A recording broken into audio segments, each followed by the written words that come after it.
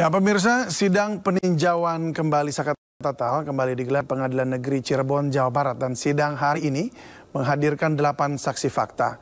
8 saksi yang dihadirkan diantaranya Liga Akbar, 2 teman mendiang Vina, Mega dan Widi, kakak Sakat Tatal, Jaka, adik Sakat Tatal, Selis, dan sepupu Sakat Tatal, Renaldi.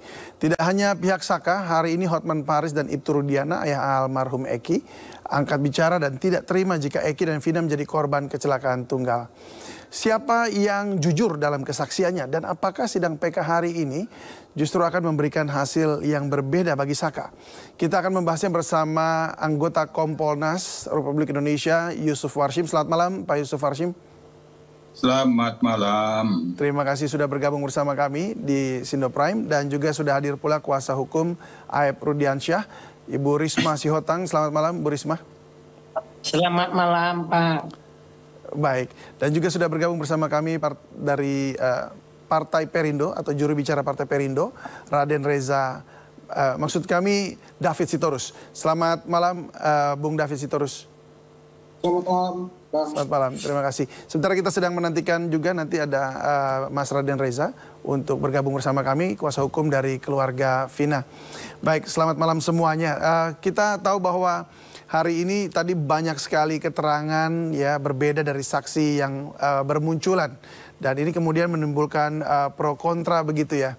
Nah, saya ingin menanyakan kepada keluarga, maksud saya kuasa hukum, Bu Risma, kuasa hukum dari Aep. Ini kan informasi-informasi yang beredar ini, baik itu tunggal maupun kecelakaan tunggal maupun ini adalah pembunuhan. Ini menjadi ramai sampai saat ini.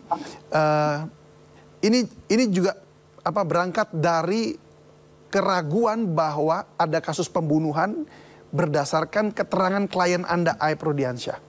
Nah, ini Aep ini adalah orang yang paling dicari karena dianggap paling bertanggung jawab soal informasi yang diberikan kepada polisi. Nah, apa tanggapan Anda mengenai hal tersebut? Baik, terima kasih Bapak host dalam hal ini dan juga para pemirsa dan semua narasumber yang hadir. Saya Risma Sihotang selaku kuasa dari salah satu dari tim ya, kuasa daripada Aep. Mengenai tanggapan itu masalah pro kontra.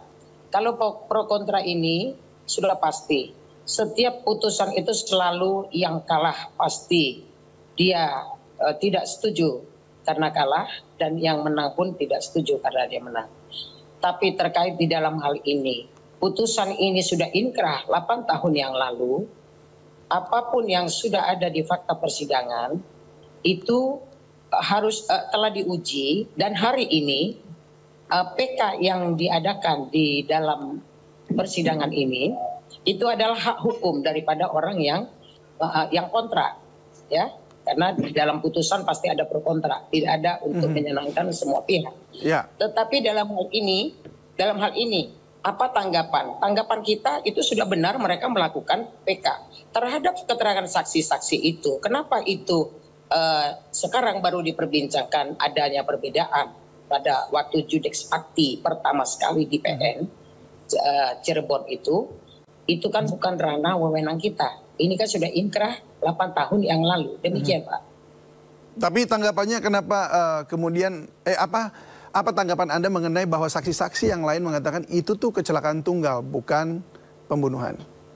Kita mengacu kepada analisa pertimbangan hakim, fakta-fakta persidangan, visum et repertum. Dan juga pemandi mayit, ya ibu-ibu itu, dia kan diwawancara juga satu media, dia mengatakan itu bukan kecelakaan laka lantas, kecelakaan tunggal, tetapi itu adalah pembunuhan ya.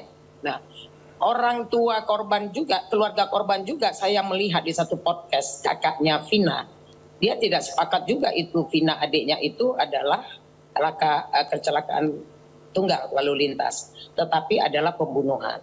Jadi berdasarkan visum, adanya sobekan, adanya hasil visum et repertum itu kan sudah diuji, Pak. Jadi itu kita tetap mengacu kepada itu. Baik, saya ke Pak Yusuf Warshim. Pak Yusuf, apa tanggapan Anda atau apa yang Anda lihat dari kesaksian-kesaksian yang hari ini hadir dan memberikan sebuah pernyataan-pernyataan yang cukup mengejutkan. Di antaranya bahkan yang membuat menangis gitu, bahwa mereka mengalami penganiayaan yang sangat sedih lah kalau memang kita dengarkan. Tetapi ini menunjuk kepada sebuah kecelakaan tunggal, bukan pembunuhan. Ya, itu tentu kami sebagai pengawas eksternal kepolisian ketika ada novum melalui keterangan saksi yang diajukan oleh pemohon PK yang pada hari ini dilakukan pemeriksaan itu adalah konstruksi hukum yang dibangun oleh pemohon PK. Itu kita hormati, kita pahami. Apakah itu novum itu bisa dipertimbangkan oleh hakim, maka itu kita serahkan kepada hakim untuk memutuskannya nanti bagaimana. Yang kedua hanya saja tentu karena meragukan hasil penyidikan yang itu telah ditetapkan bahwa itu peristiwa pidana dan tersangka dan kemudian terdakwanya sudah diadili, dan pada saat ini oleh putusan pengadilan negeri Cirebon yang sekarang ini diupayakan untuk dikoreksi itu adalah pidana. Namun oleh pemohon PK itu kecelakaan. Itu kita hormati. Hanya yang kedua, kami tentu sebagai pengawas eksternal Polri yang di sini diragukan hasil penyidikannya, tentu kami menganggap ini satu hal yang menarik kami catat, menarik kami telaah, kami dalami, hingga nanti kami cocokkan dengan fakta-fakta yang itu sudah diuji di dalam peradilan di tingkat pengadilan negeri, ada banding pengadilan jaksa tinggi, pengadilan negeri, ada juga kasasi. Nanti kita cocokkan. Yang penting hasil pemeriksaan saksi pada saat ini yang muncul di persidangan PK hari ini, kami anggap sangat menarik, kami catat dan kami telaah dan kami dalami. Akan seperti apa proses pendalamannya lebih lanjut nanti ini? Ya kan ini kan belum selesai. Kita ya, artinya informasi yang disampaikan tadi apakah kemudian akan langsung diproses atau menunggu putusan? Kami menghormati proses PK ini, tidak boleh mendahului. Hanya ketika ada meragukan hasil-hasil penyidikan yang telah diuji di peradilan, tentu ini kami catat. Itulah fungsi kami sebagai pengawas kepolisian.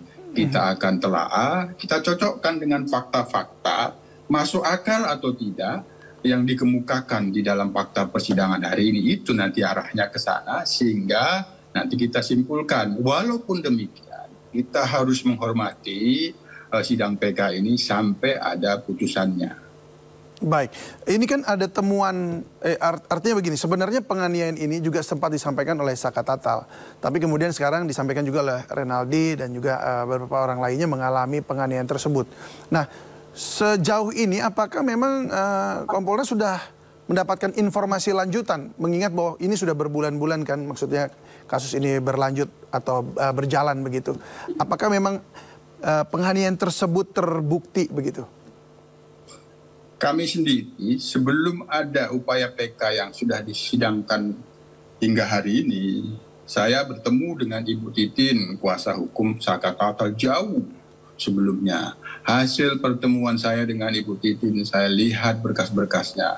Kemudian kami bertemu dengan Polda Jabar. Itu saya sampaikan, saya bertemu dengan penyidik Cirebon pada waktu itu. Ini loh, begini fakta-fakta yang dimaksud oleh penyidik, oleh kuasa hukum Saka Tatal. Nah, kami juga sampaikan kepada Propam. Nah, ketika kami mendapatkan penjelasan pada waktu itu atas informasi-informasi yang disampaikan kepada kami oleh kuasa hukum Saka Tatal, Ibu Titin pada waktu itu, kami mendapatkan satu klarifikasi, namun sulit kami simpulkan bahwa ini adalah kesimpulannya, maka kami sarankan audit investigatif. Sekarang audit investigatif itu sudah dilakukan oleh tim gabungan, Wasum, Propam, dan Bareskrim. Hanya Baik, saja jadi memang masih karena pada berjalan saat ini sedang dilakukan upaya PK, maka hasilnya belum bisa kami sampaikan. Khawatir berhimpitan dengan hal-hal yang sangat penting, apakah dipertimbangkan atau tidak oleh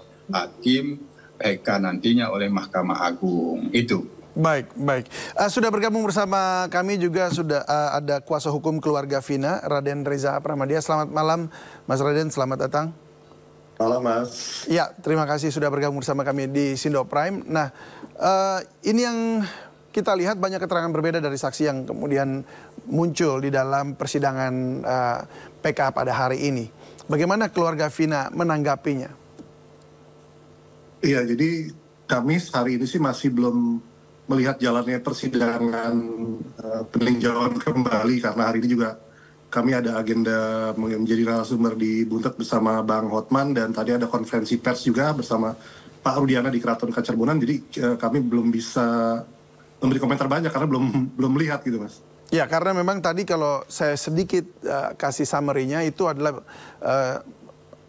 kesaksian-kesaksian yang disampaikan tadi mengarah juga kepada bahwa itu kecelakaan tunggal, tapi memang lebih banyak kepada peristiwa yang terjadi sebelum atau pembunuhan tersebut terjadi. Ya, jadi ada kesaksian Mega, kemudian ada Widi juga yang berhubungan dengan Vina pada saat itu. Lalu kemudian bagaimana keluarga atau Renaldi, salah satu saksi juga disiksa oleh pihak kepolisian pada saat itu. Nah, ini arahnya adalah kecelakaan tunggal, tetapi kemudian kok ada penyiksaan. Ada apa sebenarnya? Nah, kalau dari keluarga Vina sendiri seperti apa? Posisinya di mana? Iya, jadi memang kita sih masih memegang teguh daripada keputusan Mahkamah Agung yang sudah inkrah itu ya. Jadi adapun asumsi-asumsi bahwa itu kecelakaan tunggal itu kan hak daripada mereka. Tapi kita masih tetap berkeyakinan itu adalah pembunuhan berencana berdasarkan saksi-saksi, berdasarkan bukti-bukti, fakta persidangan, dan semua sudah menjurus memang itu ke pembunuhan berencana dan pemerkosaan. Jadi kalau ada yang bilang itu laka lantas, ya kita masih belum menerima itu. Oke, keluarga jadi masih belum terima. Memang tadi saya bahkan kami sempat menaikkan juga konferensi pers yang digelar oleh Bang Hotman, dan juga ada Ibtu Rudiana di sana juga yang menyampaikan itu. Memang ada pro kontra berarti di sini. Nah, tetapi kalau dari keluarga Vina sendiri, seberapa sih keyakinannya itu? Maksudnya mengingat bahwa ada penyiksaan loh ini kepada mereka terpidana, dan masakan peristiwa ini terjadi lalu kemudian mereka disiksa untuk mengakui sesuatu yang mereka tidak lakukan, misalnya. Jadi memang masalah penyiksaan itu kan di luar kemampuan untuk menjawab dari keluarga almarhumah, karena itu kan ranahnya sudah beda, Mas. Dan kita juga tidak mengetahui itu ada penyiksaan ataupun tidak, gitu kan. Tapi yang kita yakini itu adalah pembunuhan berencana. Itu kita lihat dari bukti nyatanya itu kan motor. Kalau misalkan kecelakaan lalu lintas seperti yang disebutkan kan pasti motor sudah hancur itu. Tapi ini kan motor hanya kegores sedikit, dan dari luka-luka itu kan memang terlihat jelas itu kan luka di dalam, dan dari bukti visum itu kan sudah sangat jelas sekali gitu kan. Jadi kenapa bisa jadi laka lantas itu kan suatu hal yang aneh menurut kita. Jadi kita masih berpegang teguh lah kepada putusan pengadilan dan seluruh bukti-bukti dan saksi-saksi yang ada. Baik, saya ke Bung David Sitorus. Bagaimana Anda melihat pro kontra ini yang terjadi pada persidangan PK kali ini?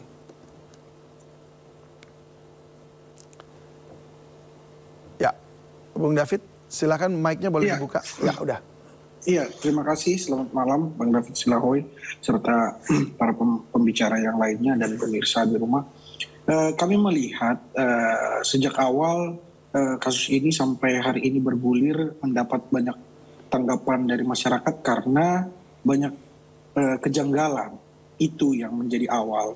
Banyak kejanggalan yang kemudian muncul, dan itu tidak terungkap karena kejanggalan yang memang dibuat-buat, tidak, tapi justru oleh orang-orang yang secara nyata menjadi kunci-kunci dalam perkara ini. Siapa saja kira-kira yang menurut Anda? Saka Tatal yang akhirnya mencabut kesaksiannya, terus Dede yang kemudian kalau tidak salah itu juga menceritakan tentang keterangan yang lain. Ya, ini kan yang justru membuat peristiwa ini menjadi terlihat sangat janggal. Karena apa? Karena mereka merupakan pihak-pihak atau saksi-saksi yang sangat kunci dalam peristiwa ini. Di samping hal-hal lain yang kemudian dapat diperdebatkan soal bagaimana kejadian itu terjadi, siapa pelakunya. Artinya apa? Di sini ketika kejanggalan ini muncul, kita mempertanyakan prosesnya seperti apa. Hingga akhirnya kita juga mempertanyakan dari segi hukum. Misalnya apa? Pembuktiannya bagaimana? Yang hari ini akhirnya kita pertanyakan pertama adalah direct evidence-nya apa? Direct evidence-nya itu misalnya bagaimana caranya melakukan penyiksaan, bagaimana caranya melakukan pemerkosaan, di mana lokasinya, apa misalnya yang menjadi bukti bahwa misalnya ada bercak darah atau apa yang bisa mengarahkan kepada tersangka. Indirect evidence yang terutama misalnya dikatakan perbedaan antara hasil forensik yang pada saat awal kematian dengan kemudian hasil forensik ketika ekshumasi. Nah ini kan kemudian menjadi perdebatan yang menimbulkan kegaduhan di masyarakat. Nah yang terakhir, testimonial evidence yang ternyata yang dinyatakan sebagai saksi-saksi kunci ini justru malah mencabut kesaksiannya. Nah ini kan yang sebenarnya menjadi hal-hal penting yang membuat kejanggalan itu semakin membuat masyarakat bertanya-tanya. Jadi jangan salahkan masyarakat bertanya-tanya dan jangan salahkan juga misalnya masing-masing pihak menuntut keadilannya masing-masing. Tapi apapun itu, saya ingin menyampaikan karena ini dalam konteksnya kami sebagai pemerhati demokrasi dan sebagai konteks partai yang peduli terhadap persoalan-persoalan sosial di masyarakat. Satu poin yang ingin saya sampaikan, membuat kekeliruan itu adalah sifat manusia, namun tidak baik untuk terus mempertahankannya. Jadi siapapun yang membuat kekeliruan hari ini, di tengah peristiwa ini, sejak awal sampai hari ini, tolong jangan dipertahankan kekeliruannya. Baik. Itu Bang. Baik, untuk itu maka saya langsung kembali lagi ke Bu Risma. Bu Risma, kembali lagi bahwa Aep adalah salah satu saksi kunci kalau menurut kronologi yang kita lihat karena dia adalah orang pertama yang mungkin juga kemudian berhubungan dengan Ibtu Rudiana begitu. Nah, Aep ini tapi kemana? Kok menghilang gitu? Bahkan tidak dihadirkan dalam persidangan. Maksudnya Pak, dalam persidangan PK itu ya? Bukan, dalam persidangan yang sebelumnya dan juga, ya tentunya kalau dalam persidangan PK kan tidak, belum. Ya, jadi begini, kalau seperti yang diceritakan narasumber-narasumber tadi yang ada di dalam perbincangan kita ini, ya, si Aep itu klien kami sampai hari ini dia itu orang tuanya saja diambil dari rumah sampai detik ini tidak dipulangkan. Itu udah jelas. Yang ambil siapa Bu Risma? Intimidasi. Nah, yang ambil siapa Bu Risma? Jadi ada kita sebut inisial ya DM. Beliau itu datang. Jadi kronologinya begini. Kalau peristiwa yang lalu kan sudah inkrah Pak. Ya. Nah ini kan dalam pro kontra. Betul. Dalam 8 tahun yang lalu. Kalau semua orang gampang mencabut, aku mencabut pernyataan saya di persidangan begini, lalu mencabut lagi, mau jadi apa hukum kita, negara kita? Negara hancur apabila hukumnya tidak tegak. Karena kita menghormati setiap putusan yang inkrah, suka atau tidak suka, bagaimanapun proses kita tetap harus hormati. Ya, itu dulu poinnya. Kronologis itu dari kemarin sekitar selepas maghrib. Kalau ini kan fakta, ada yang kita ada bukti, ada saksinya ya. Nah jadi pada saat sebelum kami menjadi kuasa Aep, beliau itu orang tuanya sering didatangi oleh orang-orang tertentu untuk membujuk, merayu, menekan, mengintimidasi orang tuanya supaya si Aep, supaya bapaknya Rudi Pelor ya, bapaknya mencabut pernyataannya ketika di persidangan ketika itu. Ini versi, ini fakta dari sisi klien kita ya. Nah, ini fakta nyata. Nah, kemudian orang tuanya tidak mau. Mulai dengan cara tahap pembujukan rayu yang semanis mungkin tahap pertama sampai kedua sampai penekanan.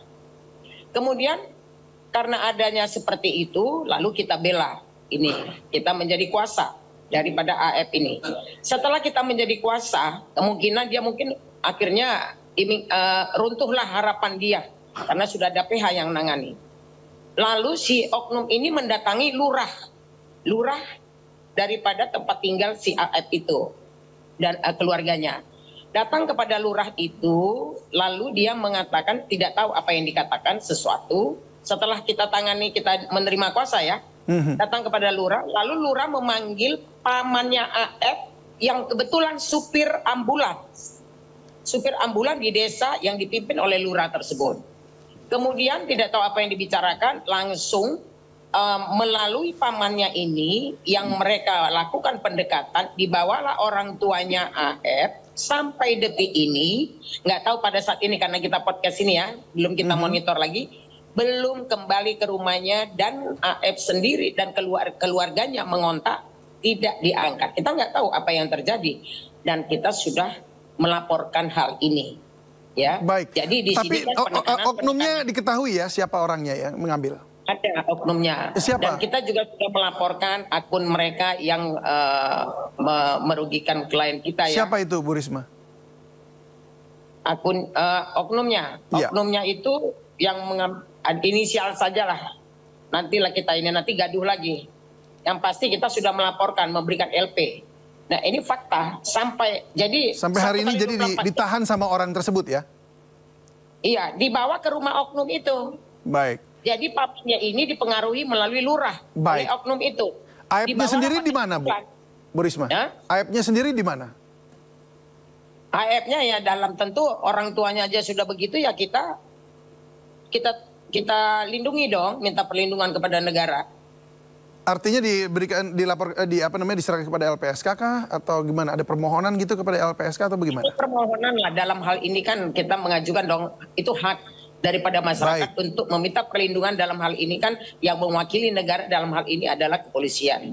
Mabes Polri kita sudah minta memohon perlindungan hukum dan perlindungan fisik. Kalau terjadi apa-apa, orang tuanya saja Pak Rudi Pelor belum dikembalikan. Apakah handphonenya dipegang? Apakah dia diintimidasi? Apakah dilakban atau apa? Kita nggak tahu. Sampai hari ini. Itu jadi sudah berapa kali 24 jam? Lalu sekarang ini masih seger. Ibarat darah masih seger gitu loh Pak. Sudah berapa kali 24 jam diambilnya? Kalau jam 6 lepas maghrib tadi itu 1 kali. Oke, berarti baru 1 kali 24 jam nih ya? Iya. Baik, belum ada keterangan sama sekali. Tapi baik, sekarang berarti kita begini. Ini kan berarti AF sedang dikejar. Artinya sedang dicari untuk dimintai keterangannya. Sementara AF sendiri tidak muncul. Apa yang Bu Risma bisa sampaikan kepada kami masyarakat semuanya ingin mendengar posisi AF di mana? Karena dia yang pertama kali kemudian memberikan informasi-informasi begitu. Nah, sebelum menjawabnya kita akan jeda dulu sejenak. Dialog akan kami lanjutkan usai pariwara berikut ini. Tetaplah bersama kami di Sindo Prime.